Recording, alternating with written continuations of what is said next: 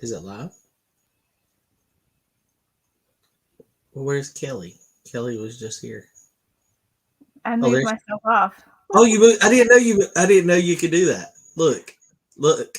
I think you can still hear me even though you're the main person, right? I can. I can still hear you. What's up, guys? I don't know how it says we've been live for 24 seconds. No name. What's up? So this is live, not to just our members section, but to the whole channel. Yeah. Well, there's nobody here. Yeah, there's people here. I don't see no comments. Somebody with no name is here. Well, that's We the don't only know one. who it is. That's the only, no name. What's up? Hey, if you're Look. there, say hi in the comments. Oh, James. James is Oh, there we here. go. Okay. LSXTMT is here. So, Oh wow, there they go. There's all the comments. okay, there they come. Okay, cool. So we just jumped on live tonight. It's not Wednesday. That's what. And my normal folks, Randy and Brandon, they're like, where are we? Where are we at? They're not here at the moment. What's up, guys? How are you doing? So Yeah, I'm in my office. You see, I mean actually Kelly's office. that's actually There's my no there's no race car stuff behind me. What's up, everyone? Yes, I got some awesome billet gifts for our anniversary, didn't I? Kelly was like, I'm getting you billet because we've been married for 15 years and I was supposed to get her diamonds, but it's not happened yet. No, but I am gonna get a new setting for my ring, I think. Yeah, that's true. That's true. Yeah, There's we normally do Mid-America. live chats for channel members on Wednesday, but John just felt like he wanted to go live and chat with y'all today. Give you an Yeah, update. I've been busy. It's obviously the race car has been tearing me up. My normal job has been, all full speed ahead. So it's been very interesting trying to get race car stuff done. Kelly got me some new connector rods. We got the motor. We had a horrible outing at NPK. We had a blast though. We got to see a bunch of people, and so that was really fun. So I appreciate everybody that come by. A lot of people that come and saw us and hung out with us for a few minutes. It was kind of hectic, and then we had the issue on Saturday. Of course, the car was doing some bad things, and so I was going to go over the data log. I was going to make a whole video and kind of show y'all what happened. And I was like, man, let's just go live. I was like, we'll just go live and we'll talk about it a little bit and show you what I think is happening on the data logs and something that I can do better. Now, I saw MAK TV, Mid America's Customs. What's up, man? They hopped on. They're killing it out there. We got to check out their YouTube channel as Did you see well. what Dan said? Billets are diamonds for us guys. That's exactly right. Billets and carbon fiber. I don't have any carbon fiber.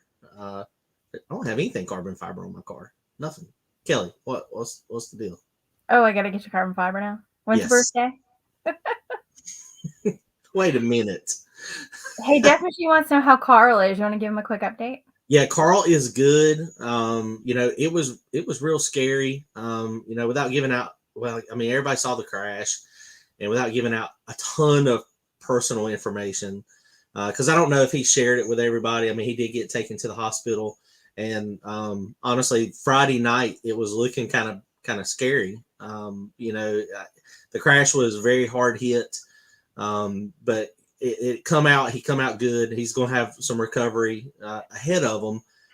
I think he's got some fractures and some broken something in his back. I think he said some vertebrae, but that's easy stuff compared to what potentially was happening on Friday night. But luckily, he come out good. Car is destroyed. He called me the other day, and the throttle was stuck wide open. Couldn't get the data log because apparently I didn't know this. I don't know how you can get around it. But he said that if power is cut to the Holly without the ignition being cut off, then it will lose the data log. It doesn't save the data log. So he can't actually look at the data log of the run and see what happened. But yeah, he is luckily he is good. But the throttle was stuck wide open. But we don't know. He said that's why he thought he let off the gas when he felt it spin. I mean, if it was pinned, I mean, we couldn't hear anything because of David's car. David Brinkley's car was so loud. That would have made sense. Or it could have. Maybe it did let off, and then when he hit the wall head on, his foot went back in and jammed it wide open, and then kinked it all up and pinned it wide open. But but he is good, thank goodness. I don't know what they're doing for a car. The car's done, motor salvageable, turbo salvageable. There's a lot of good pieces that are good. So hopefully he'll be back. He said something about he had a Nova that I guess was in the family, and he was going to possibly do that. But I imagine that'll be a whole different combination. I don't imagine that'll be the same deal. So luckily he is good to go. But yeah, so we had issues. We put this thing together. We threw the aluminum motor together, and we got this thing going, and it wouldn't spool up. I was attributing it mostly to the camshaft, and then it come to find out we had leaking head gasket. So we have water getting in the chamber, water doesn't burn, blah blah blah. So changed the head gaskets, got it spooling up, rebuilt the turbo kit. I mean, this thing is freaking really spooling up. Look, there's caution lap. That's Glenn. He's the one that was banging on my car when I was in the staging lanes. I don't know if y'all remember seeing that. I remember that story. They sell carbon fiber stickers off to get you some. That's pretty funny. As long as it'll hold my we can take the duct tape off he gave me off of Blackjack, and I can put the carbon fiber sticker on it. Yeah, look, he posted this too. Did you get the knocking fix in the right rear? It's just a loose nut in the pits. That's what a nut named Glenn. Look, yeah, the nut name. Yeah. So we were cruising up there, and I was talking, and then I started hearing dum dum dum. I'm glad Courtney was recording that. Courtney was recording from the back, and I was recording from the front, and that was hilarious. I was like, I just kind of stopped. If you notice in my video, I was talking, and then suddenly I was like, I just stopped, and I was like thinking. I was going through my processing, trying to figure out what that noise was. And I come to the conclusion is that we didn't tighten, because we had the wheels on and off like 3 or 4 times. I was like, we didn't tighten those lug nuts on that side, and I thought the wheel was over there bouncing, going. And I was fixing to slam on the brakes, and then he comes up beside me. That was pretty funny. That was relaxing. Once that happened, that was a sigh of relief. It was little did I know what we had to come. But yeah, so the car, we've been having issues. We rebuilt the turbo kit. We got it spooling pretty good, and then the last pass on Friday night. Let me show you the pass. And this is exactly the format that we use on Wednesday night, guys. If y'all want to join on Wednesday nights, our members live chats. We use StreamYard. Usually we got Brandon here, Randy here. If anybody wants to hop on and show us your stuff, I mean, we do that stuff too. I try to help people, best I can. I'm not a professional tuner. Clearly, I keep blowing my crap up. Clearly, I mean, it's just not. I'm not. I'm a redneck hack that likes to drag race, and I'll give you my best opinion on what I would do, right or wrong. There's a lot of times it's probably wrong, but I would tell you what I would do. But it is what it is. Let me show you. I'm gonna go into Holly. Okay, hold on a second. And I'm here mainly to moderate. I'm gonna help try to throw your guys' questions at him. So I'm watching the comments. So I'm gonna try not to interrupt him too much, but I want to try to catch a lot of your questions. And Kelly, throw some comments in there if people ask questions. So this is my dialogue, or this is my actual front of track. This is the global file. And so I'm going to show you, something that I always do. I label your runs. I mean, sometimes I try to help people, and they'll open up their data logs, and man, they're just numbers. And when they're just numbers, I mean, it's really hard to remember what was what. And so on the 14th, we were knocking the tire off every single pass. There's a couple of issues. The biggest issue is there again not being a professional tuner. I'm not a professional tuner at all. I'm an idiot. That right there, shift point right there was one of my problems. Trying to shift that thing at 8,000 RPM and then it falling back and knocking the tire off on the shift is a bad thing, which it was also spinning right before the shift. So this is the data log, and see it was kind of lazy spooling up. It get to the chip in about 3 seconds, and then going through here. This is my bump right here. This is my boost. So we're leaving at 6.2 pounds of boost. So I also fudged up my my traction control early, and you see it would get some wheel speed, and then it would pull all this timing out. And if you look, you see it was pulling 12 degrees of timing out here. But let me go to the traction control. So the way that I have been doing my traction control, right or wrong, what I'm thinking is wrong, is I would build this graph here, right? And so I wish I had some professional assistance in, Holley traction control on how to make it work best. But basically what you do is, the way I've been doing it, there again, right or wrong, is I get a decent run, and then you import the log file. And so when you import it, then you can see kind of where it is, and then you can base your run based on these graphs, right? And so this graph was based off of the run that we had in Virginia earlier in the year. Car run really good. It was really fast. It was really strong. And so we went out there and, made some changes. We were on the Hoosiers. There's a few other changes that we had from the time. But if you look, when I let go of the button down here, it starts riding right here. And I remember Pete said a long time ago, about 0.2 to 0.3 seconds into the run, you generally don't want to have traction control on because you want it to do what it's going to do. So right there, we were at 0.3, and it hit, and then it pulled timing. So when you see these graphs up here, though, so that's the rev limiter, that's the base. This is retard A, which can pull 5 degrees, and retard B, which will pull 12. We'll get into that in a minute.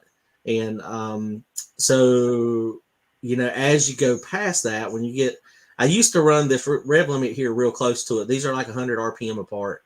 I don't know if that's too far, or I don't know if it's far enough. It might not be far enough. But you can see sometimes it doesn't. Sometimes it'll get up there and it'll pull a little bit, and it'll get it under control. And you can see it happening in the data log. We got this data log screen set up, traction control, and you can see we got the two things to look at is right here: drive shaft timing offset and drive shaft rev limit. So the Holley traction control is essentially like riding the dots when you get up there on the rev limit. It pulled 12 degrees, and 12 degrees did not slow it down. So, and of course I'm wide open throttle through this whole thing. And then, so it comes up, it starts cutting cylinders. It's down to a 6-cylinder. It's down to a 5-cylinder. And then that corrects it. I never let off. I mean, I can feel it and I can see it pop in the car. Occasionally you can hear it, and then it takes off. So it gets out here at the shift, and you see it starts getting a little wheel speed early here past the graph. If the graph's not perfect, of course, this is not going to be perfect either, but it was pulling out some timing. And so it had pulled out to 10 degrees of time and started ramping it back in. I guess that did get it under control on the graph. And then it shifts. And as soon as it shifts, it blows past, because I didn't have a timing retard in there, because there again, I'm an idiot. I completely forgot to put it back in there. So it blows through it. It cuts down to 4 cylinders. And if you look back at the videos, you'll see the fireballs go out. I never lift. I ride it out. So this right here, now it's at a 4-cylinder. So that means 4 holes are now not sparking at all. I don't know which 4 holes it is. I don't know if it's cycle. I imagine it oscillates holes, so it's not the same hole time after time after time.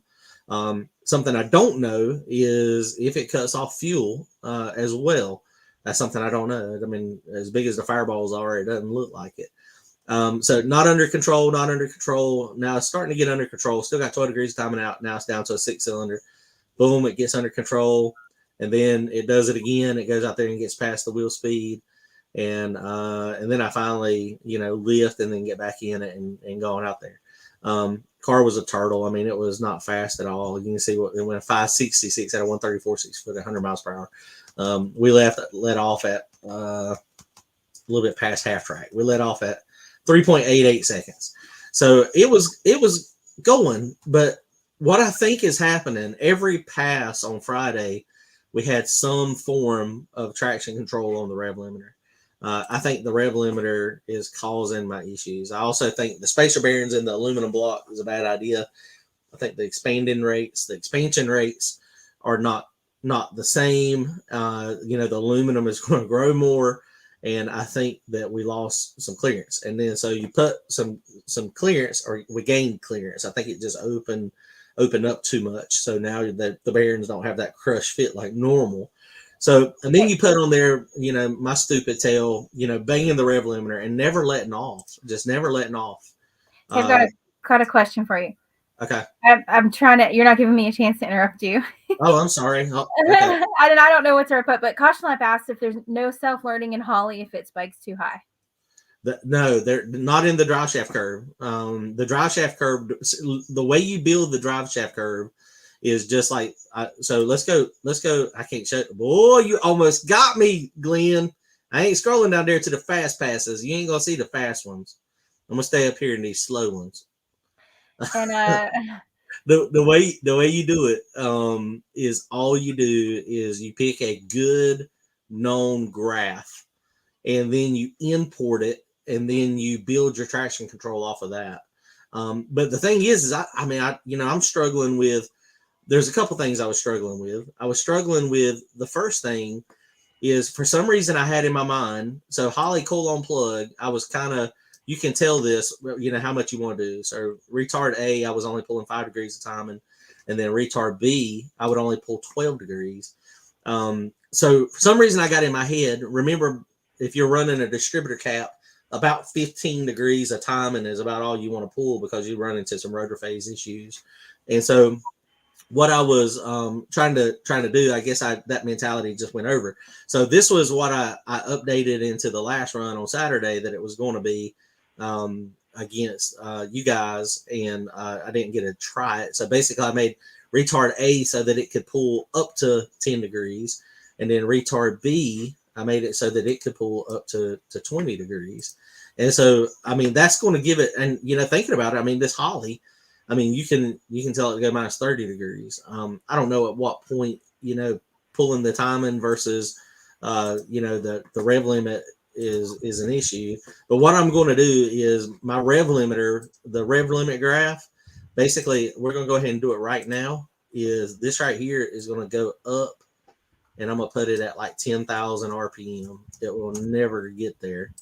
And so now it's basically off my screen, and the rev limiter is no longer in play.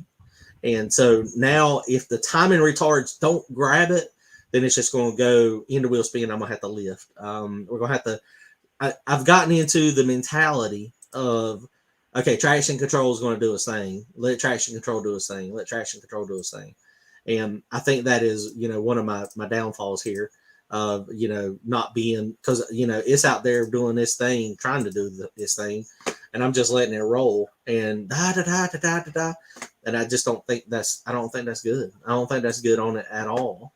So that is, I think, is what my main issue is, and it's been happening for a little while. It may have been what helped kill the other motor. And I don't know. It's just one of those things. It just sucks. It's a learning curve. So let's go to the last run. No, it was the first run on the Glenn. I'll show you this because it was a turtle. I'll show everybody. Everybody knows what my car runs anyway.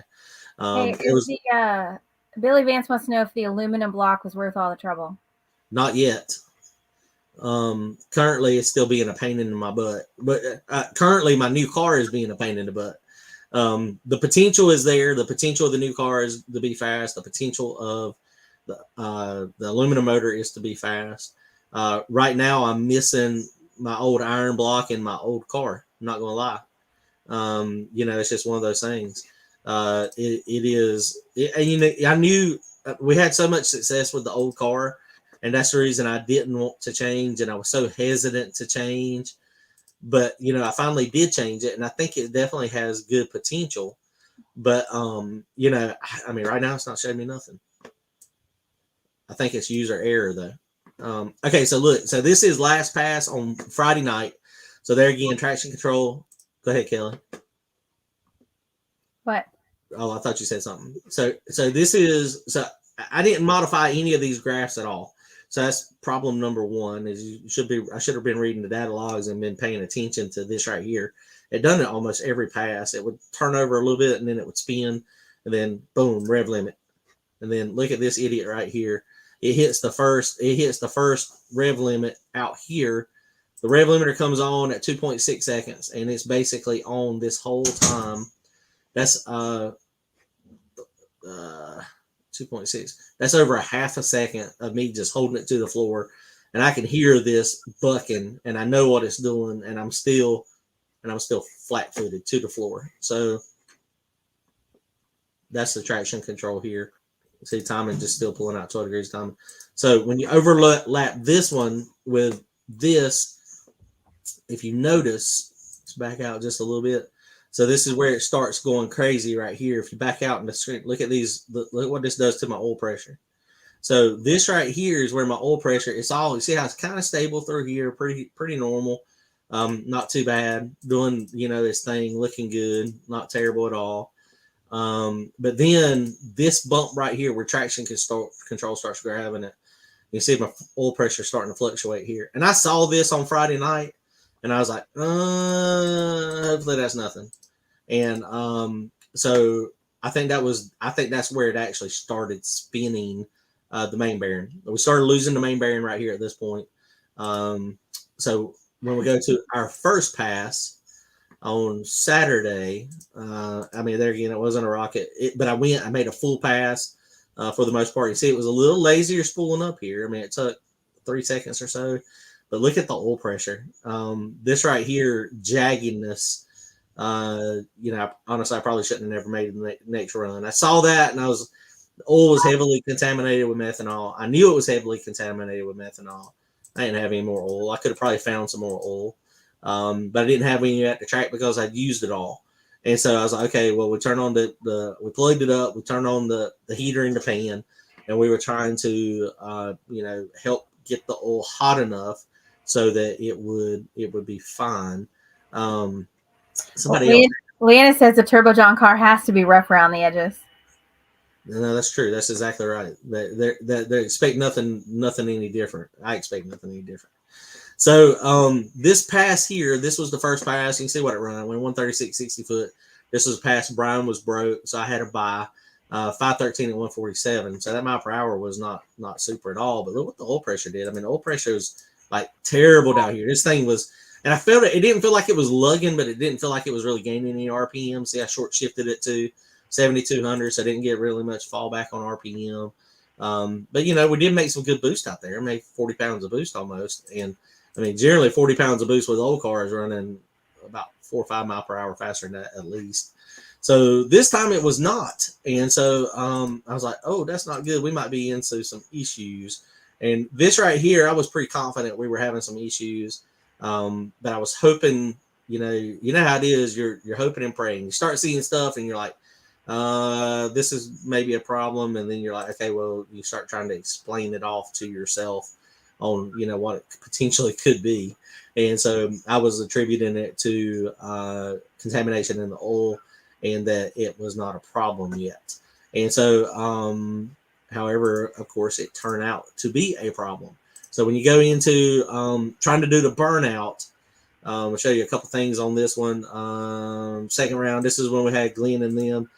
I always do my burnout. I flat foot it and I do a trans brake launch because my car has always been a turtle to do a burnout. I got two problems. Problem number one is the bias, the way we got the bias set on the brakes. I do not have a roll control. I need to buy a roll control so that I can, or take one off my old car so that I can, lock the front brakes up without locking up the back brakes. I've got big calipers on the back and the little TBM ones on the front. And that's where you're supposed to set it up. The little TBM ones up front, you don't want all your braking on that little teeny tire. You want your big braking on the bigger tire in the back. So that's where, it is. The problem with that is if you don't have roll control, then it don't want to do a burnout. So generally when I do a burnout, this thing will come up and it'll spool up in about 2 seconds. Let me go to a good burnout real fast. So let's see. First burnout. This is the first burnout. See, I go to the floor here. And then I snap the button. We let go of the button like right here as it starts coming up. And so it's coming up, makes 2 pounds of boost. Then I ease off the gas. See, it don't have major RPM. It goes about 7,000 RPM. And then I start using my foot to control it. And so, boost is not terrible. I mean, that's a little higher than normal. But then you're able to kind of feather it down and get it down to, a couple pounds of boost is not bad. But on the second pass, since it was struggling, I had it to the floor, and I was like, oh, this is not good. I was like, dump valves must not be working. I was like, something is happening. And, there again, I ain't got no gauges in the car. A lot of people give me a hard time about not having any gauges. But if you look at that oil pressure right there, that if I had an analog gauge or even a digital gauge on the Holly, that bit of fluctuating right there, I don't know that I would have done anything any different because it still had oil pressure on my gauge. A couple things about the oil pressure. My oil pressure sensor is where the line comes into the block.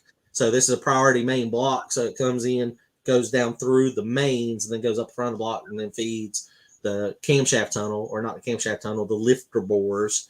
And that's what makes it so that the upper side of the motor gets its lubrication. We'll go into that in a minute. So I'm sitting here banging this thing. It's like 3,000 RPM. It's like, the air fuel ratio is pretty much dead on. It's like, I mean, it's not super, it's correcting a little bit, but not terrible, but it just won't go. And I'm like, I don't understand what is happening here. Oh, that's not the burnout. Hold on. That's at the tree.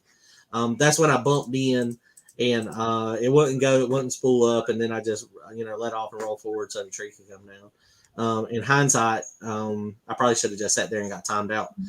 Cause if he would have red lit, and I was trying to get in his head. We had some good banter going on before the race. If he would have red lit, then he'd have been screwed, and I'd have been screwed too because my car was broke. That's not what I was trying to do. I should have just stayed back. But I was in the mindset of burning him down. But him being a nitrous racer, he doesn't even go on the two-step until the other car, comes up. Dan said he didn't know you don't have a line lock on the new car. Explains the burnouts. Yes, I do not have a line lock on it because I was in a hurt. Well, y'all saw the build. Y'all saw how the build went, and that was not a necessity. So this was the burnout, the second burnout. Look at this. So I'm sitting here pegging it, and it is 7 seconds, and it's not coming. And so finally, I snapped the trans brake button. So I let go of the trans brake button right here, and it's at 3,600 pounds. Transmission probably on fire, and so it comes up. And so I did a little quick pedal, and then I went back wide open instead of part throttle. Watch the boost over here, and look at my target dome over here. So I use the TPS to regulate my dome. So as long as I'm below 50% throttle, then I have 0 pounds of dome pressure here. But there again, being an idiot, see that target dome drops down to 0. And you're not supposed to flat foot it back to the floor, and I did. And when I did, look what happened. So this was at 1.24 seconds, and by a half a second later, so exactly a half a second later, it was at 8,200 RPM and 21 pounds of boost. And so then I did another little quick pedal there, but then look at the boost. That's where it actually popped. It actually popped right here and cut off and lost. But look at the boost spike. It spikes up to 40 pounds of boost on the backfire. And of course, oil pressure, blah, comes on down. And so this is watch this RPM up here. Typically, if you get this, when it goes up and it goes poof, and then you get sinking, that means it got a cam sink or a crank sink error. In my case, what ended up happening, we had this happen a couple times. The crankshaft pushes forward because of thrust, and it goes away from the sensor. It doesn't line up anymore. And then when it doesn't line up anymore, then of course it loses itself, and then it big boom, big backfire. I think I scared Boosted GT and about everybody else around pretty good. What was funny is when we actually got up there trying to spool it, he was kind of close to the car, and then all of a sudden he's like, let me back up. And so he kind of backed up for a little bit. That was pretty funny. But so one of the things I use on my data logs also is it's diagnostic 6 and 7. I don't even know where they're at. Those are the ones that tell you your errors, and typically, where is it? Must have missed it. So a few people are talking about while you're looking for that, a few people are talking about Knoxville. So Thanksgiving weekend, we're doing it again. The Turbo John backwards brawl. It's that Saturday, and somebody asked if I was gonna have banana pudding and enchiladas. A couple people mentioned the recipes. Definitely gonna have the banana pudding. I may do Greek pita, but Randy says he doesn't like Greek pita, so I gotta decide if Randy's going to suffer or not. Well, we might have to have 2 meals. I may make something different just for him. Yeah. Okay, hold on a second. Let me see if I can't ever find it. So make sure if you want to come to Knoxville, check out the Facebook page for the Turbo John Backwards Brawl. Make sure you get locked in. There's lots of people already locked in. It should be a fun weekend. Okay, so here, oh yeah, that's gonna be awesome, guys. Hopefully, everybody, you know, it could potentially be cool. It could also be potentially warm. So, you know, it is what it is. We're gonna have a good time regardless. It's gonna be freaking awesome. So this is my watch this diagnostic 6 and 7 here. If you notice, if you look over here, see this block coming up. It goes from 0 to 1 to 2. That's diagnostic 6. Generally, that is the crankshaft. Randy wants chili. Sorry. Randy's here. Oh, is Randy on too? Yeah. Awesome. What's up, Randy? The chili was freaking banging this weekend. Oh, my goodness. So, a couple things to work on, guys. So that is what happens when you screwed up. I can't believe it cranked back up after that, but I mean, it found itself. You know, so the crankshaft must have come back when we were working on it. So that's what I just wanted to show you guys. And see, I fixed the rev limiter thing up here now. Rev limiter is at 10,000 RPM. We won't ever have to hit that again. The thing we might have to do is play with our retard A. Watch this number right here. Retard A is at 1.143207. It's 100 different. Maybe I need to have more spread. Maybe I need to have 200 or 300 RPM spread now that I'm going to give it the ability to pull more timing. I don't know, guys. It's something we gotta have a good run. We gotta have a car that is running consistently before we can make those type of changes. So the Harold's Pass. Let's see. Did we ever go? No, we spun. So we went to 500 at Harold's. So see, and traction control was just barely grabbing up there. Actually, traction control, it was just pulling. See, that's exactly what it was doing. It was not. This was tire spin going down the track, but it wasn't doing the ignition cut. It wasn't doing rev limit like riding the DOS. Well, it was a little bit. It was a little one, but the traction. I just didn't need to pull more timing out. Is all I need to do. So to make this into a graph, so go there and then import data log. See, I had it even above what that was. So that should have been fine, I would have thought. But see, it did. We had some good traction, which we're playing with some settings too. But so what you would do is you could easily, then you got to go in there and smooth it all out. You got to build your graph. But the Holly version of this doesn't self-learn like the Davis traction control. That is, the Davis traction control is really, really, really, really cool. So I mean, it's just one of those things. I mean, live and learn. I went to the machine shop this afternoon. I took one of the connecting rods. I took a piston. And Mr. Bobby has already fixed the block. He had to line hone it. He put it in the machine. He said they were out about 1,500 on a couple of the journals. So that is, where I overheated it most likely. I didn't get them to check it, prior to me assembling it. I threw it together. Hindsight, I should have got them to check it. But luckily, block's good. He's going to clean the block tomorrow. Crankshaft he's got there. It was one of his customers. So we got a crankshaft. We're adding cubic inches. We're adding a lot of cubic inches. We're going to, we're going to be 409 cubic inches, 3.75 stroke, 400 main crank. It's already got a big block Chevrolet snout on it. So that is a good thing. They're going to try to get it hopefully balanced Wednesday or so. They went ahead and ordered bearings, standard bearings. So we are going to have hopefully this thing. Hopefully we'll have this thing started back assembling this weekend. Is the plan?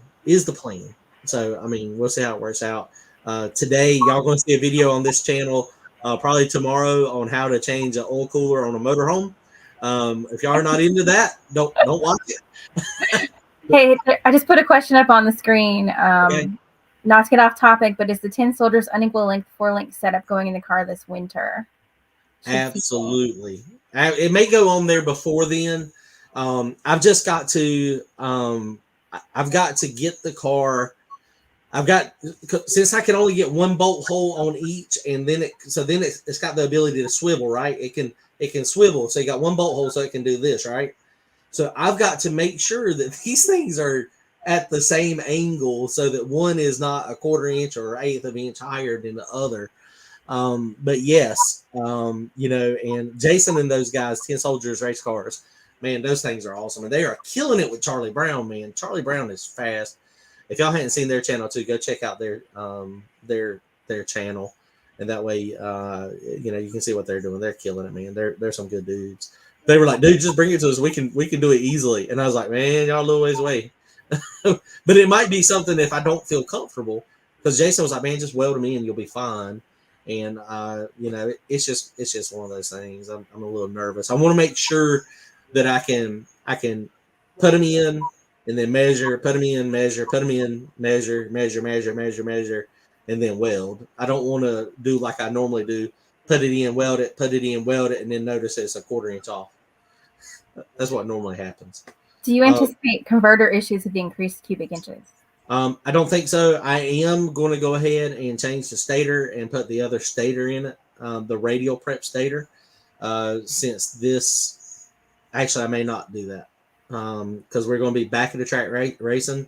There is a few front of the track races, but the big money races are our no prep race at Knoxville, and then the weekend after that is dig or die. So I'm not going to change converter stators yet. But I probably will eventually. And if it doesn't work out, then I'll send it back. It sucks that Pete is no longer at Hughes.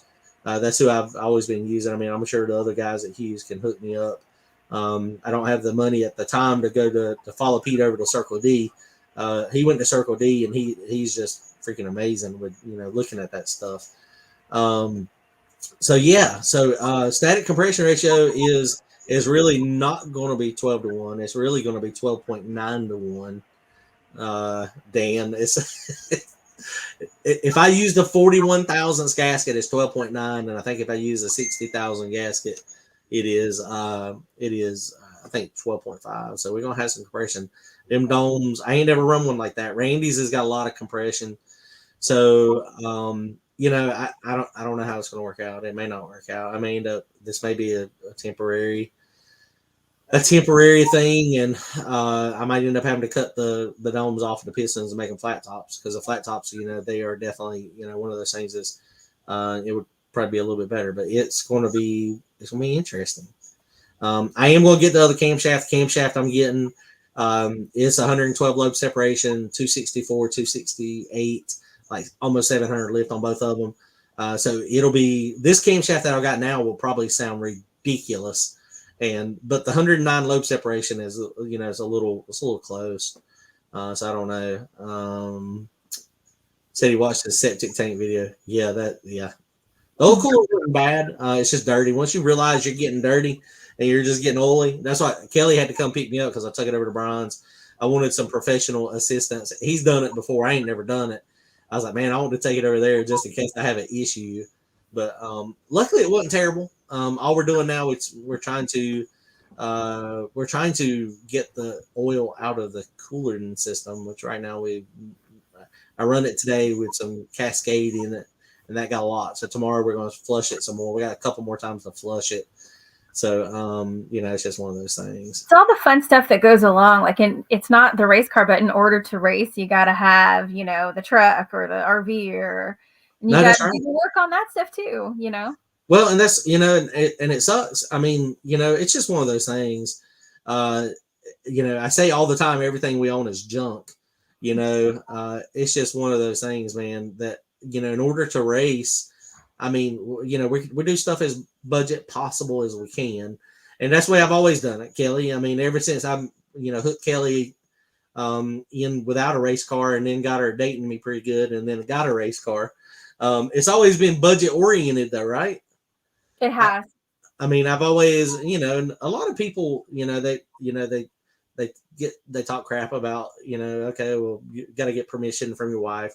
And I always, out of respect for Kelly, I always tell her, well, honestly, the main reason is because she does all the bills and I don't know how much money we got in our bank account. Make sure there's money in the account. Yeah. I go, hey, I need to buy blah, blah, blah, blah, blah. And then she goes, well, how much is it going to cost? And I go, and she goes, I got to move this around. Don't do it yet. I got to move this I'm around. going to need a day. Yeah. Give me a And day. that's why then usually if I can find it for half cost used, then it's a win-win most of the time. And that's just being, budget racing. And then, budget motorhome. Everything is just, it's just crazy. I mean, but everything I say everything on is junk, but I mean look at Donald. I mean, he's got a very I mean, we got the Super 8 of RVs compared to his. And in his this past weekend, the levelers wouldn't work. And he was sitting beside us and his RV was all conked over to the side and he was sleeping. Breaks. I mean, everything breaks. It doesn't matter, what it is. So, I mean, it's, Hey, so you've had a couple questions about the old car. Have you got it back from Nick? What are you going to do with it? And Mustang Joe says, if you did it over, would you just have kept the coupe? And he says he buys stuff from us to give support. Thank you for that. That's the whole reason to have t-shirts and stuff like that, is because it helps fund, the car the best we can. So thank you. We appreciate that. It does. And I appreciate it tremendously, buying t-shirts and, anything else, that stuff's always much appreciated. And that helps us race. And I know you guys are racers too. So, I mean, y'all are doing it without t-shirt stuff. And, I understand it's hard, and, we appreciate it a ton. It really does. It does help. And, the other car, getting it back from Nick, into race season. I actually hadn't even talked to him about it. I mean, we kind of, when he first got the car, we had talked about, him using it just this year, but he pushed it kind of forward. So he got his other car done. So sometime he's got to get it back in rolling status for me. So it's going to take him a while to unbuild it to get it, to get it back to where I can get it back. So racing season's hard right now. So I figure probably sometime in January I'll get it back from him. I need to send him a message, and then I got to figure out what my timeline is too. I mean, which, like I said, right now I'm not really I'm not pushing it at all because I don't have time. I can't keep anything else running, so I don't have time to do that project. And then it's just one of those things too. I mean, having two cars, funding two cars, and having the time to work on two cars. I don't know that I got the time to do that. So that car, that I have thrown up the idea. I've had that car for a very long time. I've thrown up the idea of putting a 5.3 in it and then raffling it off or something. I think that would be cool to do, or maybe doing it as a rolling chassis. But I don't know. I mean, I don't know what I'm gonna do. I have Frankie wants to see you run it again. And Andrew wants to know if the dog gets discount snacks when we have a broken engine. The cats definitely get discount snacks. We shop the cats. Well, Bailey just eats our leftovers. Yeah, he eats a lot of people food. That's why he's a little chubby. He's a little chubby. Yeah, so I don't know. I mean, we'll see what happens. I don't know. It's the other car. I mean, I don't know. I knew we were gonna have new car blues. What did I tell you, Kelly? Yeah, you knew. I mean, we knew it was going to be kind of a building season, Yeah. So it's just one of those things. Do you still have the Drift Lexus? No, I sold that thing, and it's in a salvage yard somewhere. I sold it for, what did I sell it for? Like $1,000, Kelly. It was something cheap. Yeah. $1,500. Yeah. I sold it. What did I trade? I traded my Saturn for it. My daily driver Saturn. It was a Saturn View that had a salvage title that I paid $600 for, from Copart. And I drove that thing for my daily driver for 3 years. And then I found that Lexus, and I even traded that dude for the Lexus. Man, I come out on that deal. So essentially I gave him like probably maybe a value of like $200 or $300 for the Lexus. And then we welded it up, took Kelly for a scare ride, and went drifting a couple times, but then realized I didn't have time to learn how to do that because that was way, way, way, way more difficult driving than I thought it was going to be. And so I sold it to one of my buddy's brother, and he was doing donuts all over the place. He's like, "This is perfect for me," and I don't even think he ever got it put in his name, and then he wadded it up, crashed it in a ditch or something, and so yeah, so it's destroyed.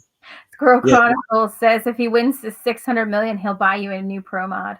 sweet, let's go. When is that drawn? I saw that today. We need to get out some tickets. Oh, where's the tickets? But yeah, so I don't know. We'll see what happens with the new car. We not with the new car, the old car. I don't know yet. So we'll see what happens to it. It's going to be interesting.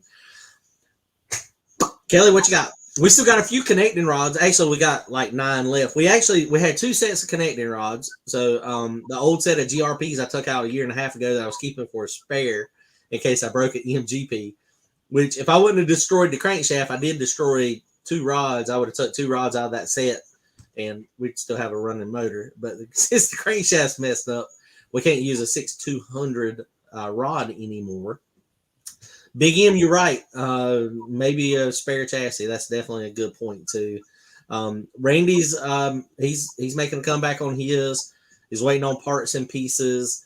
They're starting to come in, but then the biggest things will be waiting on us. We've got to get the motor in the car, transmission in the car, and then we got to get it to Jason Braswell, and then Jason Braswell is going to rebuild the headers, rebuild the turbo kit. Actually, the headers are fine. Just one side needs a collector. It's just one of those things that we're going to. I imagine it's going to be next season for his. Coming back. While Jason Braswell's got it, he's going to add bars to the floor, do some connections from the upper control arms and lower control arm, boxes to the chassis to make sure. Randy's car has been kind of driving left a little bit as we've been adding power. And so, that had something to do with the crash as well. So, it's just one of those things that, it sucks. But his is, I think we've got to the point where it needs more bars and more rigidity so that as we add power and take power away, the car doesn't go left or right. Earlier, Jody said cut the domes now so when it's balanced, it'll be spot on. Yeah, I saw that. The good thing is if we do cut the domes, I might leave the domes on it and just put more gasket on it. But the good thing is it'll be easy for them to balance because taking the weight off, they should just be able to drill it out. We'll have to pay for rebalancing again, but it is what it is. Randy's motor is right there at 13-1. I think his is 12.5 or 13-1. No, the aluminum block is not a dry sump setup. I had a lot of people, talking about the steaming out the valve covers. That was the oil contamination. I don't know if y'all watched the video where we did, where I was cleaning up the oil when we were pulling it off. That looked exactly like my valve cover when I was heating it with the torch in the bottom. It was steaming. That was the methanol vaporizing off. So as the oil was getting hot and it was running, it was trying to clean itself up. The oil was trying to clean itself up, but it just couldn't. It just couldn't do it. It is what it is. Live in Indiana. It seems like small block boost is dying off. It is. It is dying off, and I think they're gonna lump us into with Randy cars where we got to race other pro mods. We'll see what happens next year. It's just going to be interesting. Team Shanadana, small block Chevy, always blowing up. You have missed the previous 4 years of my trouble-free experience with my small block Chevrolet. Trouble-free is not the probably most accurate word. How long have I been small block Chevrolet, Kelly? 7 years, 8 years, 9 years? A long time. About every 2 seasons, you have problems with it. Honestly, my car in the old car, the old motor, we went lots of passes, lots of passes, racing every weekend. Mm-hmm. It was really a reliable motor. It's been a very reliable combination, and we'll get back there. I have people all the time that are talking about using the used parts. And I mean, it is what it is, guys. I'm always going to use used parts if I can get them, and I think they'll be workable. And then I will run them out of their life. And then then they'll get thrown in. Usually they get thrown into trash when I get done with them. We're going to run it as much as we can. New cam. No, I don't know about the gears yet. We got the 169 planetary now. I've got a 360 gear in the back. I think we're going to still be fine with RPM. I mean, we are going to be gaining some RPM, of course. I mean, we're going to need to lose some RPM with the bigger motor. I think we'll be fine. I think we can handle it with the stator to make it so that the stator does what we need it to do. Like 57. So impressed with your success. I appreciate it. Thank you. Oh yeah, I mean, the car has been fast, man. I mean, the old car was a rocket for what it was. I mean, a rocket. Oh, there's Turbo Mazda. What's up? That's one of our regulars on our Wednesday night. We have a good chat every Wednesday night. It's always fun. We get on usually somewhere between 9:30 and 10 o'clock. It depends on how my race car work is going. When you see me at the beginning, you know he's late. So I'm doing all my work right now over at Brian's shop. Brian's shop is about 35 to 45 minutes away, depending on traffic.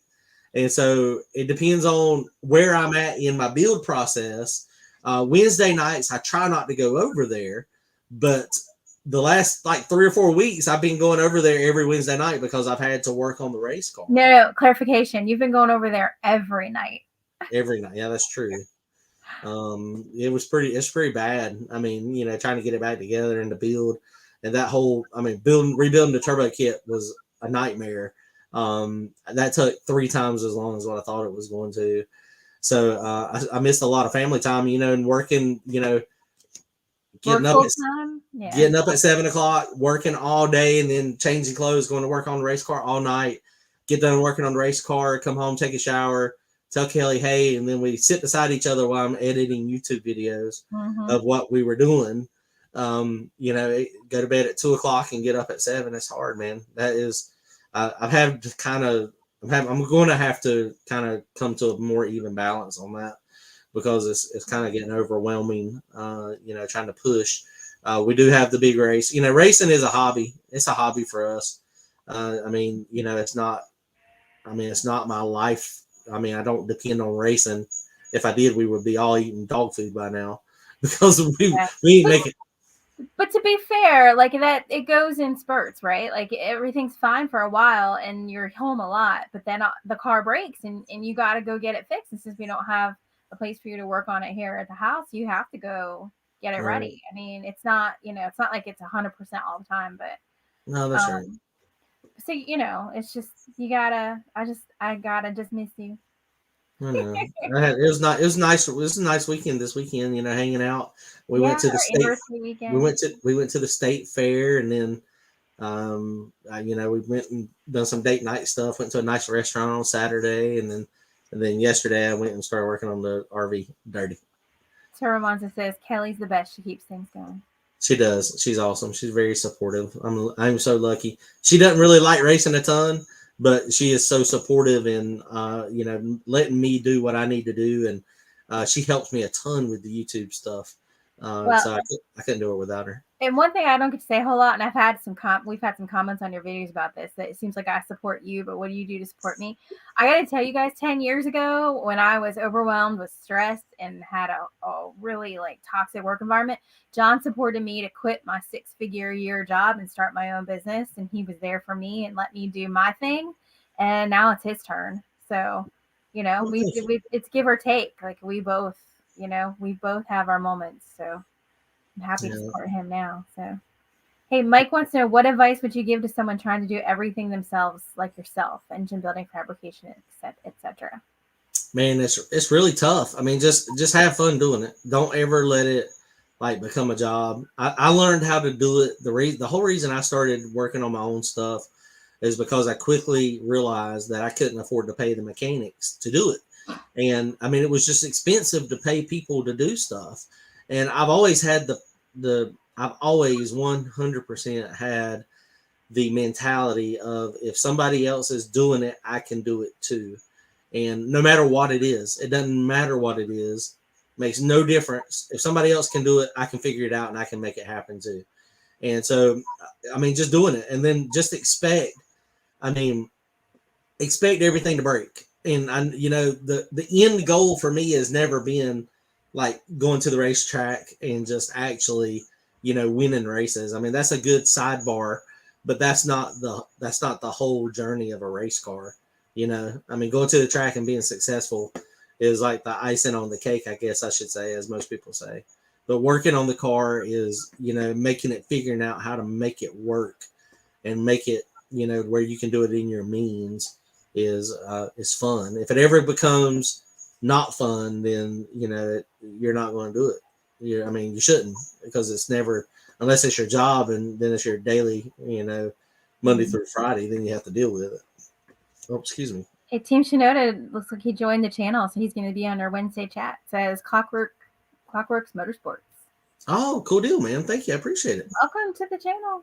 Yeah, we have a good time, and it's always fun. And I try to. That's when I try to set out. People send me their data logs, and the only thing I'm familiar with is Holly. And we'll look at data logs, or if people are having suspension issues, I'll throw my 2 cents in, and that's all it is my 2 cents. It's it's not, like I said, I'm not a professional. I mean, but Yeah, but you've been doing this a really long time. been doing it a long time, so we got a little bit of experience in what'll work and what should work. So has your new car been faster than the old car? No. The old car personal best, the fastest time slip is a 452 at 160 something, 161 or 162. It went in the 40s the next pass, but I don't have a time slip to prove that. But this new car it's going to be faster. It should be. It's got to be. It's going to be faster. If we ever radio prep again, Randy's we got a local radio race happening in a couple of weeks, and Randy's like, I got some tires. Let's go. We're going radio racing. Come on. I don't know if we should do that. I was talking to Randy today. I was like, that might be bad. Kelly, squirrels. Oh, okay. Your opinion on future power add or nitrous turbo superchargers being competitive? Turbochargers are always going to be what I run if I can. It's the cheaper of everything. Superchargers are expensive. They're finicky. Nitrous is that's a no. That's a hard no. Nitrous is just way too expensive, way too hard on parts. Turbo. All right, Score Chronicles, this is for me. How do you deal with him being gone and racing so much? So it can be hard. And actually, I had somebody stop a wife, our girlfriend, I'm not sure, stop at the table last weekend and ask me about it. Like, there's no way she was going to put up with that. And I'm like, here's a couple things, tips for you guys. All right. If you're dealing with this with your significant other, for example, John's on the way home earlier today, and he calls me and says, do you need me to pick anything up? Do you need food? Did you eat? He makes sure to take care of me, and he'll stop and get me something if I need it, run through, drive through, whatever. It's those little things that matter. Like, I understand that he's going to be gone working on his car. When he's not driving his car at the track, he goes with Randy to the track, and I'm sitting there all alone on Saturday, missing him. But I want him to be happy, and he's happy with me. He gets mad when I say this, but when he's at the track, like he just lights up. Like, it makes me happy to see him being so happy. So I think for you guys, the biggest tip is if your significant other is complaining about you being gone so much, is make sure that you're doing the little things for them. Make sure you're bringing them home food if you're out late. Make sure that you're checking on them or calling them to check on them while you're gone. Make sure they understand that, yes, you love the track, you love racing, but you're also giving them some attention too. And I think that'll go a long way to help with that. But when he starts doing too much, like these last few weeks, he's been gone so much, I kind of give him little hints. What do I say? What have I been saying? I don't even know. I miss you. Keep telling me how much I miss you. Clearly, I catch on because I'm like, okay, I'm going to work on race car. And then he'll make time. He'll make the time and spend a day or two doing something special with me and Chase. So those are just some things to think about. Is just do the little things for your significant other. It goes a long way. So okay. That's a good answer. Yeah, thank Well, you. thank you. You're Thank welcome. you for Thank you. giving me more life tips. You already do it. He just didn't know he does it because he does it naturally. Now he's gonna have to pay attention. And now we're like, do I do that? Wait a minute, do I do it? All right, Um, struts retry. What's a safe place to start? I don't even know. This is like Greek to me. What's that mean? so AFR timing and E85 10-to-1 compression, 25 pounds of boost. I don't like E85 at all. I've had horrible experiences with E85, and anybody on our Wednesday live chats, I'm like, I always grumble, E85. I can't believe you got E85. The E85 is good fuel, but it's not methanol. You treat it similar to like a bad race fuel. It's not. It's better than pump gas, but it's not methanol. It's not C16. It's not Q16. So it depends on the power level. 25 pounds of boost is not always 25 pounds of boost. 25 pounds of boost from a small turbo is not going to make the same power as a big turbo or twins at 25 pounds of boost. So you got to start conservative. If you're on the, it also makes a difference if you're on air to air intercooler, air to water intercooler, or if you're hot air, no intercooler. If you are no intercooler, you've got to have lower timing and fatter air fuel ratio, of course. Just treat it just like regular gas. I mean, you just got to work on. You just got to play with it. You'll probably end up somewhere in. It depends on the ignition too. I mean, if you're ignition limited, then it'll be a leaner air fuel ratio than what it would be if you had a very hot ignition. So probably a safe place to start would be about, I would say, about 12.8 air fuel ratio if you're on the gasoline scale. If you're on the E85 scale, you'll have to convert that over. Always on the E85, I always used the gasoline scale. Just I skipped over the E85 scale for some reason, learning it. So somewhere in that 10.8 range. Timing, it depends. Timing is very subjective. It depends on the chambers. It depends on how much quench you got, how close the piston is to the head.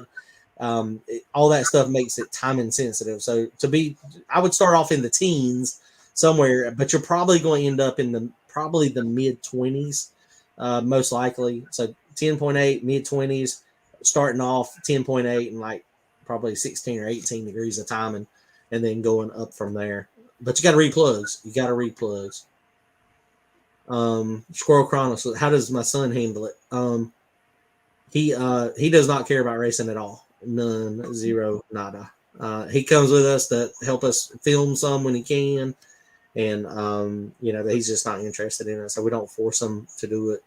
But he's into other things right now. He might get into it at some point. But we try to same things with Kelly. We try to do a lot of stuff as family time. When I'm here when we're doing stuff. No, we ain't having another little Turbo John. So Rodney, then Rodney tell him you snipped it. I need to do a YouTube video on my experience with that. Oh, that was a story, right? Oh my God, that was a nightmare. Apparently, mine was the only one that I ever had. It was a very bad experience. Very, very, very bad. Yeah. Look, you almost went to sixes with a Christmas tree on the roof. Yeah. What's up, William? It was. I mean, it is. It's one of the things, man.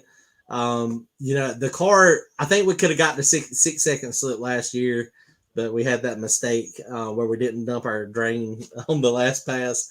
And, well, we did dump it. We dumped it in front of our tires, our overflow. But yeah, the car is pretty. It's pretty quick. I mean, the old one. The new one is currently a turtle. 95 Turbo saying wants you to do more tuning videos. Yeah, I have to be careful. They're always, I always preface it with, "This is what I would do." I mean, you gotta read the plugs, but it's just one of those things with tuning. I'm not a professional. There's a lot of good professionals out there. and they're really good and they can give you the attention you need. One thing, like Rodney that's on here, he's on our live chat. He's the one we went to Las Vegas last year to help him out, and so we got over there and I was able to make some good strides, on his car. He was E85 gasoline, E85 blow through carburetor. So now he switched over to methanol, and I've tried to help him on it, and I'm struggling helping him because he's in California and I'm here. So I mean, but it's just one of those things, man. It's hard. I'm not a professional tuner, but we do a lot of. This is kind of what we do on Wednesday nights. We just talk of whatever people have, and it's in an open forum with our members where we can take questions and I can dig into combinations. I give people updates on what we got going on, and then we get updates on what y'all got going on. Are you going to be at the DoD Christmas Clash? Christmas Clash, yes, that is dig or die. Our plan is to be there for sure. Yes, I have a good one. You are right. Where's my thumbs up? And then Dan, I like what Dan said. If you try to prevent your significant other from doing what they love, you're changing the person you fell in love with. So true. Sure. So true. But that person has to have, like I said, John, he doesn't put racing before me and Chase. He really doesn't. I mean, racing is a huge part of our lives, but he puts us first when it really counts. So, except for every time a race falls on my birthday or something, he bribes me to go. So we got to move your birthday. But and I make it really easy on Christmas and my birthdays. We 100%. Kelly goes, "What do you want for your birthday? What do you want for Father's Day? What do you want for Christmas? Car parts." And what that means is get me a card and give me some underwear and some socks. Let me spend money. And let me spend money all year. Girl Chronicle says, "How can we donate?" So, to donate to help build the car.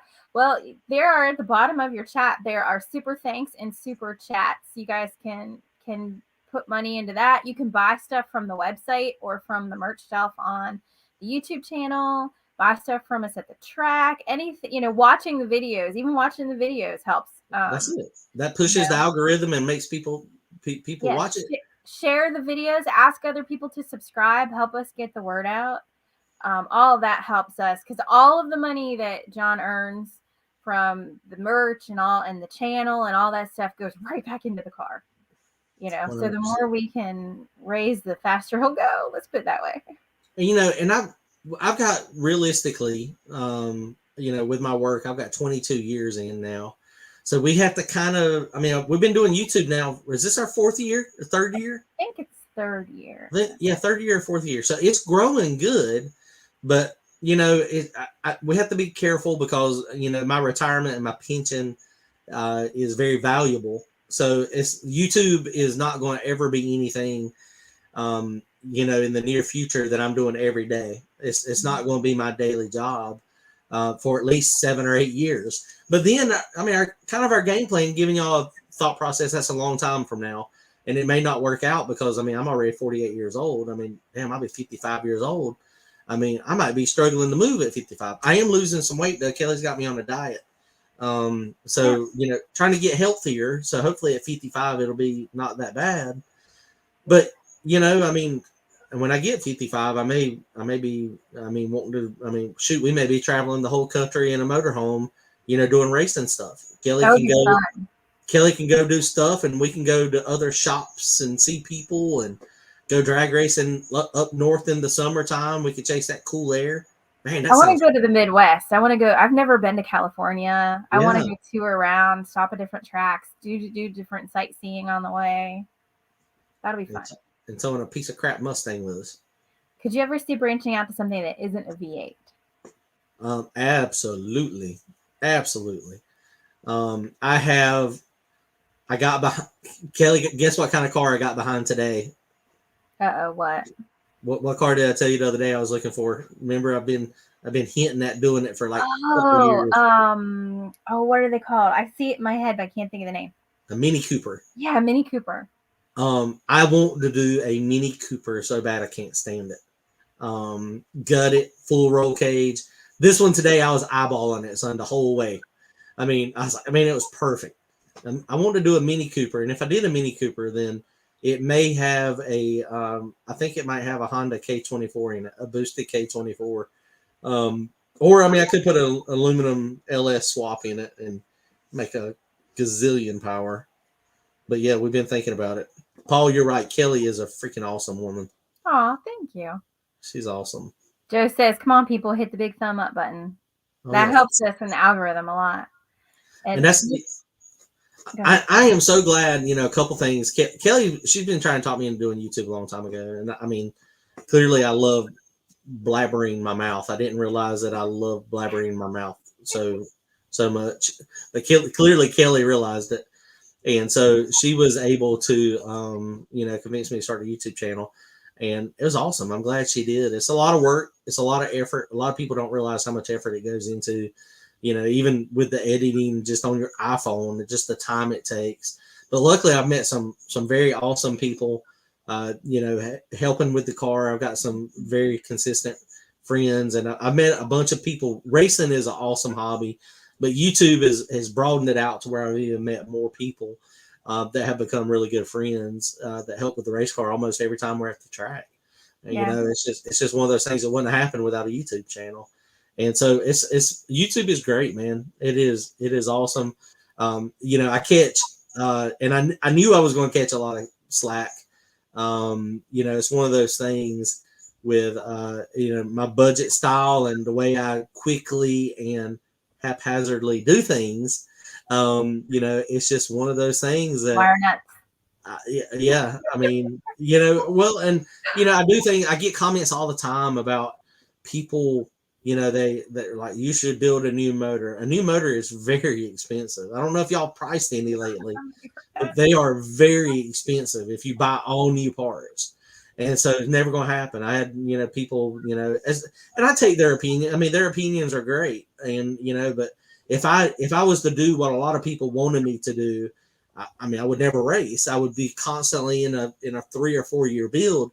And for people that want to do that, there's nothing wrong with that. I don't bash those people and and try to harass them about hurrying up and getting their cars done. But they also don't have YouTube channels. When you have a YouTube channel, you put yourself out there. You put yourself out there for criticism, and and it is what it is. The funniest thing is what I tell most people is that when they say a comment like well, you should do this before that'll never work. I'm like, you must be new here. So I say that a lot now. Because if you stick around for a little while, you're gonna get a lot more what the F moments. Yeah, what what and is that's kind of how we happening? live our lives, I think. Yeah, there's a lot of stuff. Yeah, what is happening? I don't understand what is going on. Maybe like So he wasn't when he was young. He wasn't in the car stuff. Now it's all he does. Give him time. Yeah. Well, and Chase is only 13. He can't even drive yet. So I think once because we're not buying him, he's not going to be one of those kids that gets a brand new car at age 16. Like that ain't happening in our house. He's I, going to get a beater car that he's going to have to learn how to work on. And so who knows what he may catch the fever. so right now, Kelly's her daily driver is my old Volkswagen Passat TDI, and kind of our game plan is for that to be his because we're still 4 years away. So our game plan is to kind of shovel him into that car, which that's not a sports car by any means. But it's just one of those things. I mean, I think. Well, I mean, he may want something different. He might want a truck. There's no telling. I don't think he's going to want a truck. By then, it's going to need tinkering.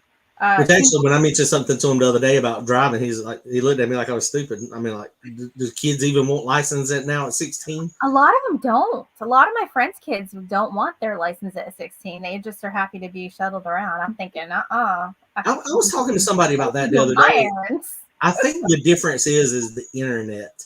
Because remember what Kelly, I mean, it was a long time ago, but when we were 16, we don't, that's how the car was how we got to be with people It and was your see people. lifeline. Yeah, Right. now they don't have to leave their house. No, that's right. So why do you need a driver's license? You don't need a driver's license. Yeah. I mean, I don't know. Team We'll see. Shinoda wants you to show how to read plugs. Do what? Team Shinoda Oh, wants you to show how to read spark plugs. Yeah, I've got a couple of videos on that. I probably need to do another video. So spark plugs are the the eyes into the chamber, and it's one of those things they can fool you too though. So you have to be careful. Ultimately though, the spark plug, I mean that's with Randy's car. If y'all have been watching when before we went and put Randy's car on the dyno, I was looking at EGTs. EGTs were high, timing was low, plug looked super hot. And so I had hypothesized, that we needed to add timing. Timing was retarded. It was burning in the chamber. It was burning. It was causing the plug to show hot and show the EGTs hot. But I was scared to pull the trigger on what I thought I saw. And so I got Kevin to help me, and we picked up horsepower. And then unfortunately, we wrecked the car right after that. So we didn't, in hindsight, I probably should have took some power out of it, some boost out of it to make it so that was a little bit less aggressive. But I mean, I didn't really think about that aspect of it. We were going to have a personal best though. I'm getting way behind on comments, but somebody thinks we should have a PayPal donation link. So give me a second. If you guys really want to give us money for the car, I'm gonna put one in the link. Yeah, or you can just buy some merchandise. We got connecting rods. We got 9 more of those. I'm gonna have some pistons, so you can get something in return. Just donating money. I don't really like that a lot. I'd rather give y'all something. I appreciate those that want to do that though, but you don't have to. We're gonna be racing all the time anyway. But yeah, the $5 a month you go to. It's at our main channel, right, Kelly? You'll see a subscribe. It's a membership, and it's on our main. Yeah. Yeah, so if you go to the main Turbo John channel, up by the subscribe button, there's a join link. And so you can just go to that and hit join, and then it'll you can set up the payment. It'll take it out every month, $5 a month, and you get every Wednesday, unless there's a race or something weird going on, like we're traveling, and then we'll do it a different night. Yeah, but most of the time usually it's every Wednesday. Yeah, it's a good time, man. We have fun on Wednesday night, so it's that we usually set at least an hour, but sometimes it's an hour and a half, and shoot, sometimes it'll be 2 hours. And we'll just be, blah, blah, blah, kind of like tonight. I didn't plan on staying on here this long tonight, but we get to talking and having fun. And normally Kelly's not on. She's just helping me tonight, just hang out with us, which is awesome. Maxwell asked, how much do you make off of YouTube? You generally make about a half a cent to 0.07 cents per view is kind of what it works out to. So you can do the math. Just go, if you watch a video, if the video has 10,000 views at somewhere between $50 and $80. I have no idea, how YouTube calculates it. It's about the ads. You get paid based on the ads and how many people watch the ads. Squirrel Chronicles, dude, I think you're the best channel. Really? Thanks, man. I appreciate it. I appreciate that a lot, man. It's crazy. It was a little bit. I've always been very outgoing anyway and very talkative. My normal job, I have to, talk to people a lot. Usually right off the cuff, just it was a little. One of the things, I know 100 pounds is a tenth. You're right. That's generally the case. Here's the problem though. Let me tell you the problem. With the 100 pounds, I am so far back in the car. If I lose 100 pounds, I got to add it to the back of the car because I'm not shitting you. Excuse my language. That is not an excuse for not losing weight, my friend. No, but I'm not kidding because I had it on the scales and it was scaling. And then I got in the car with me getting in the car. So 300 pounds, it added like 3 or 4% to the back tires. I was like, geez, I could add less though. Cause I can move it further back. So instead of adding 100, I could probably add 50 pounds back there and get the same bias. But I was like, that I don't know if you remember that, Kelly, when I was scaling the car, and I was like, nope, I need to gain weight. I'd come home and said that. I was like, I need to get bigger so that I don't have to put as much weight in the car. And you were like, huh? You're successful at that, honey. I have been very successful at that so far. Although I haven't gained much, so. The free zone says sending you enough money to buy a matching set of rockers, you cheap SOB. That's funny. Man, I like my mismatch sets. It's fun. It's funny that I mean they are mismatched, but I mean it is what it is. You know, it's I mean it works. And how that worked out is I bought there again. I bought used rocket arms, and so when I got the used rocket arms, there were some of them that were messed up, so I got the other. They are the same exact brand. They're just a newer version and an older version. I know, right? They're blaming me. That's what it's funny because Kelly will be like, "You're going on a diet," and then I come home and she got that banana pudding. I haven't been cooking as much lately. I've been too busy. Ooh, 95 Turbo Stang joined, new member. Yay! All right, thank you. Let's see. It's fun. So, and Kelly always sends out a reminder link about what time it's going to be on Wednesday night. So, you know, it's just one of those things. It's fun. We posted on the community page of the channel. So if you're a member, you'll get a push notification when I post the link. And then I think you get a reminder. You guys will have to tell me. I think you still get a reminder too when it goes live. Let's see. I feel like I missed the comments. Man. Yeah, he said we have a good channel that don't change our style. Yeah, this is us. Yeah. Yeah, I know that. Isn't that crazy, Andrew? Scotty Cannon 432 at 169 in a pro mod in the late 80s, and now that's street cars all glass are doing that. Rodney hit it on the head right there too. 440s with you set up mismatched parts, 3,150 pounds. Yeah, we did blow it up, but it went fast. They always run the best right before they sling the rods out of them. Paul said he can't wait for his driver's license. I know, me too, man. It was crazy. Don't feel bad about the rockers. I've ran 2 different cylinder heads on an engine before. Me too. Been there, done that. Been there, done that. It's fun stuff though, man. Racing is just, I mean, I've always, you know, tried to get the most out of my squeeze, the bang for my buck. You know, it just sometimes it works out great. Sometimes you have to work on it. But there again, I mean, when I break it and blow it up, you know, that's one of the things that a lot of people, you know, I hear the most is that, you know, our outlook on, you know, when we tear it up. There's a few times that it gets, you know, frustrating, but the bulk of the time I expect failure of some point of the car. I mean, is that the best way to look at it? Is that the best way to say that, Kelly? I mean, do I ever like get depressed? I mean, I just say, nope, we got to fix it and we'll keep going.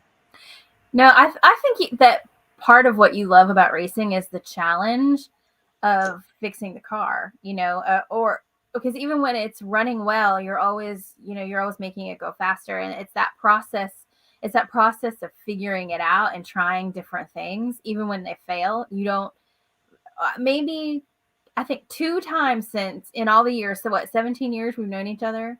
Right. 2 times you have gotten so mad or frustrated. You said, I'm done racing. And it lasted 2 hours. You were like, yes. Yeah, the first time. The second time I was like, yeah, right. Give it 2 hours and he'll be back out there working on it, you know. I don't remember what broke, but I remember one of those times. And then you were like, I thought you were done. I was like, I was just kidding. Yeah. You were serious when you said it, but you were serious for like 0.2 seconds, you know. MJJ, he said he likes watching because we don't F-bomb all the time. Yeah, we definitely try to keep our language as friendly as possible. We have a lot of kids that are, you know, watching the channel. We understand that. And there's a lot of people that, you know, they watch the channel with their family and with their kid, just to kind of see what we're doing.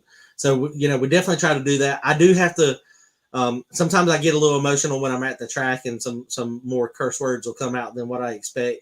But you know, sometimes I try to calm it down though. But yeah, we definitely are not, even though that when all of my buddies and us are at the track, I mean, we don't F-bombing all over the place. I mean, occasionally we do, but I mean, it's not like all the freaking time, you know. There's if you hear that in our pit, it's somebody who's visiting usually. Yeah, Kelly actually, she was doing, there was a, I don't remember where we were. We were at a track and it doesn't matter which track it is.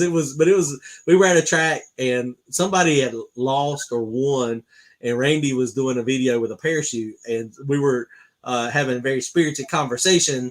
And the person that we were talking with was Kelly. They're gonna have to. Did y'all ever reshoot that No, we need to research. So Randy was showing me how to pack the parachute, and for her there were channel? people in the just to the side that were just swearing up and down all over the place, and we couldn't use the footage. Right, and that's something that We need to I am hyper aware of also with since doing YouTube and trying not to get trying to get I don't want to get demonetized. I don't want problems on my channel. So I don't want copyright infringement, but cursing and stuff is one of those things too that I try to keep off the channel. So when I'm filming, there's a lot of times that I have to stop, or either I have to wait to start filming what we're doing until certain aspects have gone, but I mean, that's just part of it, man. But it's one of my favorite things when we're in the pits and the young kids come up and they tell me how they watch your videos, and they just get this look in their eye like they're looking at Santa Claus, when they're looking at you. And I love that you can be a role model for them, that you can be someone they can look up to.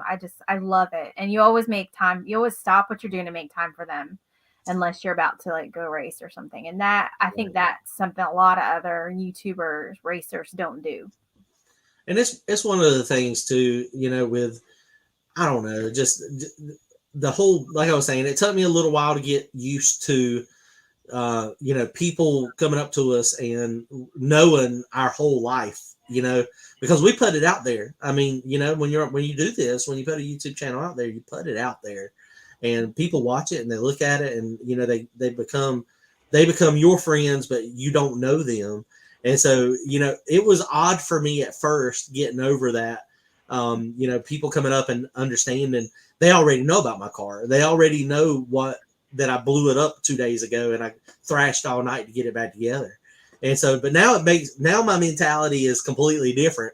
And, Mm-hmm. and I mean, I'm able to talk to you guys. I'm immediately able to go, cause y'all know my history about me, even though I don't know anything about y'all. We're able to have that relationship, and then I'm able to learn about your stuff. Yeah. And people tell us about their stuff all the time. And It, that's awesome. it was funny because at NPK last weekend, Farm Truck and Asian came zooming by in their golf cart. And at first, when I looked at them, I knew them. And I was like, hey, what's up? And then I realized I knew them from the TV. Like, I forgot that I didn't actually know them. Right. And Asian was like, he looked at Bailey, the dog. He's like, the dog. And it wasn't until they went by when I was like, wait a minute. Now I know that's how people feel, I think, about us. It's different. You got to remember. Nah, that's crazy. Um, Nivlac 57 said, have we ever gotten in trouble? I had one. Well, I've had a couple videos that were not demonetized, but they got instead of the green dollars, is it a dollar sign that puts up to say that it's good for monetized? It was like orange or yellow, so it was limited. But the one that we got copyrighted on, and so when you get copyright strike, you only get 3 copyright strikes and you're done. So 3 copyright strikes and they will delete your channel. Like YouTube, overnight, no warning sometimes. your channel's gone. So if I ever disappear for any reason, we'll start a new one under something else. Y'all try to go look for it. But it is it was, where were we at? We were at Charlotte Motor Speedway at the Christmas lights, and we got copyright. We were in Ohio. I made the video, and they apparently that the Christmas music that they play on the radio is theirs at Charlotte Motor Speedway. And so we got a copyright strike, but it wasn't a strike. It was a copyright challenge. And I took it down immediately, clipped it out. So we didn't actually get a strike because you have the ability to fix it. And so we fixed it. So yeah, from now on, that's why all my videos have music in the background, because sometimes there's music way off, and I want to kind of distort that, cover it up so that it's clear that that's not what it was. Yeah. So if you're ever pitted at the track next to a YouTuber or near a YouTuber, just don't blast your music. because that makes it really hard to film. Just To get FYI. content. Yep. That's when you end up with a lot of voiceover, and that's also when you end up with less footage in the pit. And we've had that happen. We've had that happen where, our neighbors, there's been a couple times where, I've moved pit stalls because I needed to get away from the music so that I could do a better video. I don't know. It's crazy. Rodney said we should have a video of you and Brantley getting sprayed with the Brad pen. Yeah, that was pretty funny. That was last week when we were cleaning it. I put the air in the wrong one. And it was like a geyser. I think I had it on time lapse when it was doing that, but it covered both of us in Brad pen oil. I've ruined a bunch of clothes drag racing. I need a dirty set of clothes and a real dirty set. Did we answer this one? I don't think we did. No, the oil restrictors. So I talked to Mr. Bobby today. He is not he's not cleaned the block yet, so he is not taking it apart. What we're going to find, oil restrictors are fine. The reason we were getting oil on one side of the motor and not on the other side of the motor is because this is a priority main oil in block. So once we started spinning the main bearings, guess where that oil goes? Now it goes to that raw journal and it keeps on going down the main. And so that contamination, I'm pretty sure he's going to find completely clogged up that oil restrictor on the right side. I think that's what it's going to be. Freezone said, wait, don't play loud music at this drag strip. The new channel can be named Kelly's Drag Racing with John as a guest star. There you go. That's kind of what the drag racer's wife is like. It kind of is, isn't it? Yeah. But yeah, so I don't know. Courtney, y'all go check out his channel too. If y'all, hopefully y'all are members of his, the Paint and Paper Hustle. He's got his comment, the TKM. He gave a real good update the other day on TKM's system and stuff is going through there. He should hopefully have that thing back in a few weeks. What bias you shoot for on the back of the track versus front of the track? It's a very loaded question. I am not successful in the back of the track, but my goal is to be about 42% on the nose on the back of the track. I think some people are less than that. There are some people that are higher than that, and they're working. But, it's just one of those things. 42 to 43% on the back of the track, front of the track, about 50-50. 52% on the nose. If you get too much, if you get way percentage, you'll really real bad if it's fast on the front. Mm-hmm. Paul said, how can you get in trouble for background music? That's a good question. You can, even if it's way in the background. If it's at all recognizable, YouTube has like this automated system that listens for recognizable music, and if it's recognizable enough, you're not allowed to use it because it doesn't belong to you, and it'll pick it up as an automatic strike. So you got to be really careful. That's why, like I said, that's why John puts music in the background of his videos, because then it confuses the thing, so it can't pick it up. Dan, you're right. YouTubers are 100% responsible for our audio, background or not background. Yep. That is 100% correct. Yeah, we're going to get those on at some point. Hopefully. The upper bar extension. Let's see. I'm going to go back, make sure we didn't miss any other questions. Yeah, and it's because, and I get it. They are, even if I don't get it. I get it, but I don't get it. I would love to have some popular music playing in my background instead of, some of the free YouTube stuff. But because some of the free YouTube stuff is getting pretty good, honestly. It really there's some of them that are really good, but it would be awesome to be able to play something in the background of them. Clearly it's not focusing on their song, but then give them some copyright credit or something. But that's not the way it works. Oh, hey, Boosted Hemi, you're Winston-Salem. I used to live in Winston-Salem when I first moved down here in the late 90s. It's a nice town. Who is it? Boosted Hemi. Oh, gotcha. How long? It's about an hour and a half from us. Mm-hmm. Yep. Boosted Hemi. I like the sound of that. Mm-hmm. Does that thing got a Hemi in it? Woo! The Free Zone said, if you're racing to get rich or for attention, it's probably not the sport for you. You're right. That's the truth. You just got to have fun. just go have fun. Oh, we got a Yanceyville in North Carolina too. That's Oh up yeah, more towards the it's mountains, I mountains. think, right? Yep. Yeah. Bye, Andrew. Thanks for stopping by. Yeah, Kelly, we need to get off too. It's 11:40. Oh yeah. I We're got gonna it. make sure Chase is in bed. Yeah, and I need to I need to go do an arm drop on him. He's probably asleep by now. There, no, he's probably not. Maybe not. No, he's not. No, guaranteed not. He's a night owl like Kelly. Kelly likes to go to sleep at like 2 and 3 o'clock in the I morning. That do. doesn't bother her. It doesn't bother her to get 5 or 6 hours. I wake up, I'm like, I look like I got run over by a train. Yeah, I can't sleep much more than 5 or 6 hours. So. Well, thanks for hanging out with us, guys. Nibley said, "How do you make a small fortune in a race and start with a big one?" You're right. It's just like a boat. All right, guys. Well, we wanted to go over to data log. I figured this would be a cool way to do it. We hadn't done a live in a long time, so I don't even know how long we were on. How long were we on? Or are we on? We're still on. Hour and a half. Ooh, hour and a half. That's pretty good. See, it goes by fast. This is the first time Kelly's ever been on here with me. I'm currently in her office, so that she's sitting on the couch, and that's what her paper bead business that she does, the paper bead roller stuff. Yeah, make sure you subscribe to the Drag Racer's Wife, which is where I do my recipes for the track, and then back just extra stuff in the pits that happens. It doesn't make it into John's. I just try to pull a few things together. And then if you have somebody in your life interested in crafting, paper bead rollers is my business. So Yeah. yeah. All right, guys. Well, we'll hop off of here. I'll see y'all, the members, Wednesday night. Now, there's a chance I'm going to be late Wednesday night because, of course, I think, Kelly, what you should start doing is what you were going to do last week is just schedule it for 30 minutes behind what you tell me. So yeah. Kelly she's like, I almost scheduled it for 10. And I was like, oh, you should have. So I think that's what we need to do. But we'll see y'all Wednesday night. Otherwise, I might be working on the new modal. Ooh, boy. All right. Thanks, guys. We'll see y'all soon. Later. Night.